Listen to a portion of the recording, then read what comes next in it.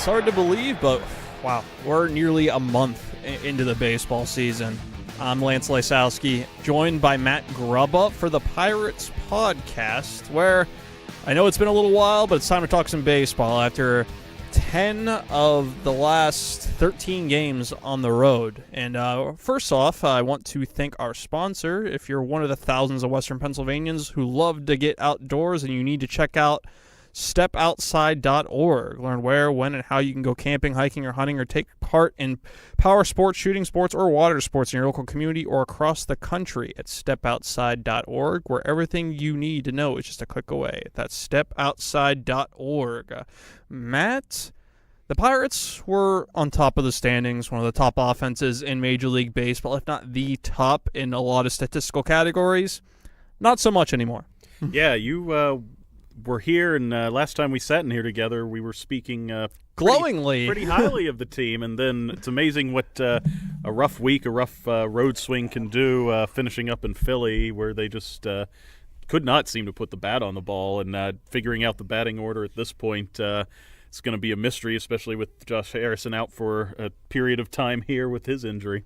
Yeah, and the thing that's kind of happened is everybody's kind of gone cold at once. I think that you're obviously going to have that natural counterpunch in the league after a certain amount of games, but you have to respond. And Gregory Polanco, not only is he not responding, but his swing, which was short and fluid and exactly where it needed to be at the start of the season, it's long again, which is where he's not good when his swing is long. That impacts the bat speed. He's not the same player.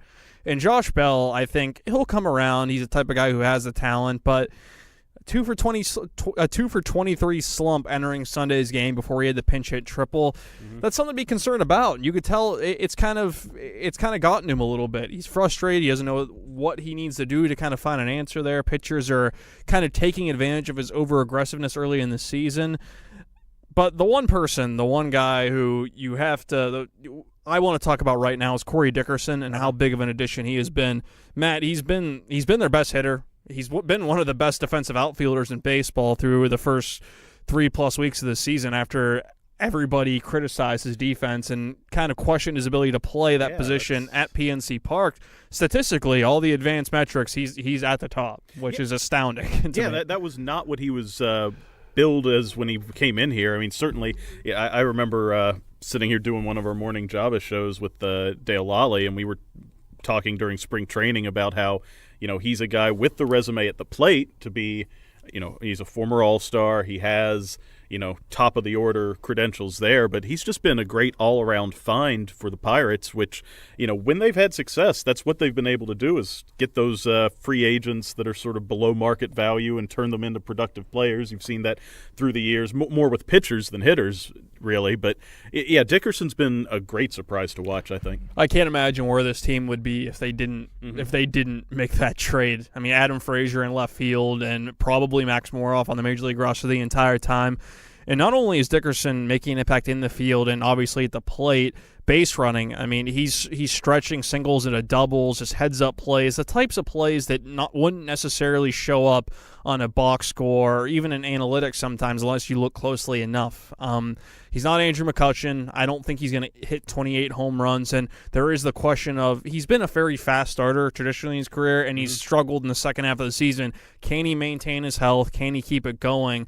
He's been a huge leader in that clubhouse. The personality has been sort of infectious. He's very upbeat even after a loss. You didn't see that a whole lot last year, especially from number 22, the guy who's no longer here that everybody still loves to talk about.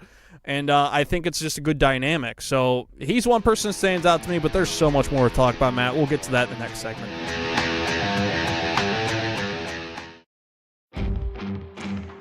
Miller Lite is the original light beer, and we'll always brew it to have more taste, with only 96 calories and 3.2 carbs.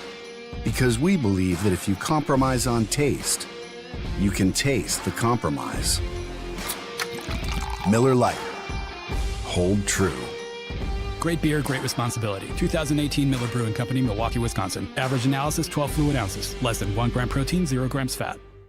If you're one of the thousands of Western Pennsylvanians who love to get outdoors, Then you need to check out this cool new website, stepoutside.org. Learn where, when, and how you can go camping, hiking, or hunting. Or take part in power sports, shooting sports, or water sports in your local community or across the country at stepoutside.org, where everything you need to know is just a click away. That's stepoutside.org. What I want from my public accounting firm is big ideas. But I don't want to lose the personal attention. My company needs global capabilities. From a firm with local ownership. And I want to work with industry experts. Who take the time to understand my unique challenges. And that's what sets Schneider Downs apart. Expertise for the most complex business issues. With the service you need every day. To learn how our big thinking with a personal focus can help your company, visit schneiderdowns.com. Injured in an accident? Need assistance in preserving your business's interests? Let the attorneys at Bassey, Vreeland & Associates protect your legal rights. For over 65 years, Bassey, Vreeland & Associates has been representing the citizens and businesses of southwestern Pennsylvania. With offices strategically located in Washington and Charleroi, Bassey, Vreeland & Associates can deliver results for you throughout the Pittsburgh area. Visit www.bmvlaw.com or call 724-228-7000 to see how Bassey, Vreeland & Associates can meet your legal needs. Bassey, Vreeland & Associates. We fight, we care, we win.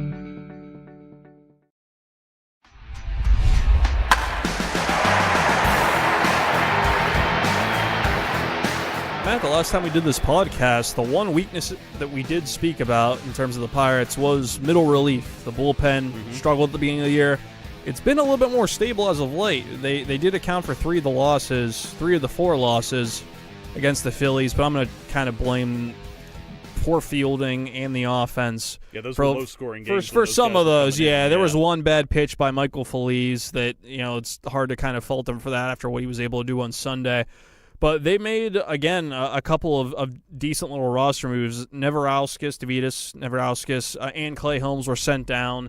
They brought up Richard Rodriguez and Kyle Crick. Crick, of course, was the reliever that the Pirates acquired in the Andrew McCutchen trade from the Giants, who didn't make the opening day roster. And Rodriguez, I think he is what he is. I think that if his command is what it needs to be, which it wasn't on Sunday, he could be a nice little arm. He has the ability to pitch at 2 to maybe even 3 innings at times. But I think Crick is the one guy who has shown really a lot of upside, in recent days, and it's the slider, Matt. When he reported to spring training, he didn't have that pitch. He was just throwing the fastball and was really getting hit hard. His ERA was above 5, kind of contributed to him not making the opening day roster. And Ray Searage expressed a little bit of frustration there because the slider coming in, the scouting report was that this was the pitch that helped Crick be a capable major league reliever for the Giants last season. And he shows up and he doesn't have it. So I asked Crick about that in Miami the day he was recalled a week and a half ago. Explained to me that at the beginning of the year he always focuses on fastball command, getting that established first, and then focusing on the slider,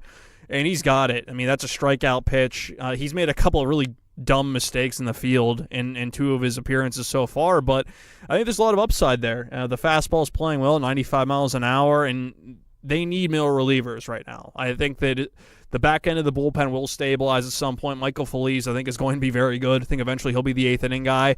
But right now, it's Crick, it's Edgar Santana, it's even Tyler Glass now at this point. Those are the guys I'm keeping an eye on, and how good are they going to be? Because these starting pitchers have excelled over the last week or so with getting to that 6th inning, but their pitch efficiency has been a mess. Eventually, it's going to catch up to them, so you're going to have some more slow starts. How are those middle relievers going to respond? Yeah, and I wanted to ask you too, from talking to those guys, how much with a guy trying to find his pitch like a slider, how much does that have to do with coming to a new team and just sort of reestablishing that confidence in it? That from an off season, new surroundings. I'm sure with new pitching coaches that there's just certain little tweaks and things that he's having to do differently from what he did in San Francisco. So how big of an adjustment is that for a younger pitcher? I don't think you've seen it as much from Crick because he's pretty much a 2-pitch pitcher. He'll mix in the changeup, but he doesn't have command of that pitch very much. The one person I have seen it from is Michael Feliz. He came in and in Houston, they don't want their guys throwing the two-seam fastball, as you've seen with Garrett Cole. He hasn't thrown it as much since he left Pittsburgh and went there. With Felice, he comes to Pittsburgh. He asks them, can I throw my two-seam fastball? I like throwing it. I think it could be another weapon for me. And he did that in his first few outings. It didn't play well, Matt. It just didn't work. But when he has had success, including his last outing against the Phillies on Sunday, he's throwing the slider and he's throwing that fastball, 98, 97 miles an hour high in the zone. And he's kind of finding himself a little bit. I think it's him and Ray Searage and Yuki Rojas coming to kind of a consensus, okay, what's going to work? What's going to work against National League hitters? What's going to kind of play well as the conditions change? Because the slider's not going to do well when it's cold out. It's warming up a little bit. That will help. I think that with those two and Tyler Glass now, who's kind of shown some promising signs if he could just stop walking people, that, hey, this is a pretty good group with some promise. And we got another topic we'll touch on, and we'll get back to that after the break.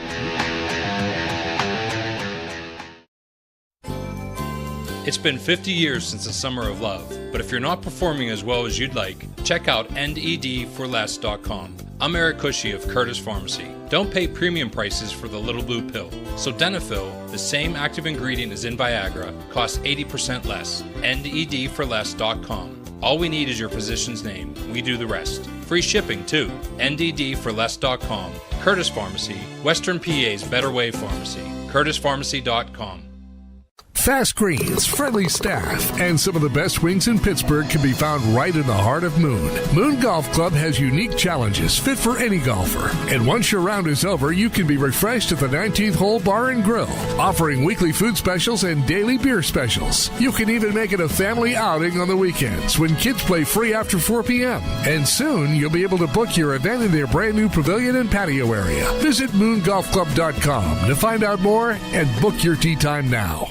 Point Park University can help you earn your degree. Choose from nearly 100 programs leading to bachelor's, master's, and doctoral degrees. Our career-focused programs are taught by faculty who share their real-world experience and practice what they teach. Point Park's downtown Pittsburgh campus gives you the opportunity to work with leading companies and organizations. Choose from on-campus or completely online. You can learn at your pace in the style that works for you. Call 1-800-321-0129 or visit pointpark.edu to learn more. DKPittsburghSports.com, our city's pioneering independent sports journalism site now being replicated across the continent, is proud to offer one-of-a-kind coverage of our city's professional sports teams. Steelers, Penguins, Pirates, we go wherever they go. We follow their every move. We work to find the inside stories. We even manage to have a little fun on the job, including our live Q&A sessions with readers every day at 5. A subscription starts at just 99 cents for the first month. And if you like what you read, it's just $3.99 a month after that. We've built up 40,000 subscriptions in just 3 years. We've grown to 5 million page views a month. That's because we're Pittsburgh-born, Pittsburgh proud, and with the help of our readership community, we've been able to reach Pittsburghers near and far, wherever they are. DKPittsburghSports.com. Coverage that connects.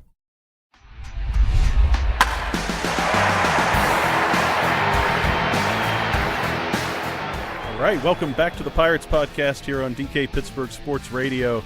Matt Grubba alongside our Pirates man, Lance Lysowski. And Lance, you wanted to hit on, so we've sort of hit on hitting and pitching, so we need to get to the other big aspect of the game. In our first segment, we talked about how Corey Dickerson's been impressive both at the plate and the field. Let's move into the infield too, and another guy who's taken over a pretty important position, Colin Moran at third base.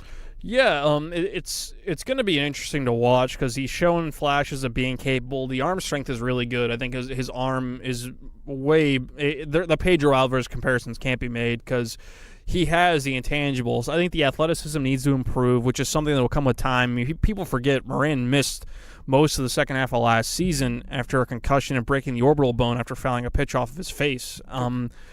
But he's made some nice plays at times. It's also awareness. It's it's misplaying a bunt. It's diving for a ball that wasn't his play to make. It was Jordy Mercer's.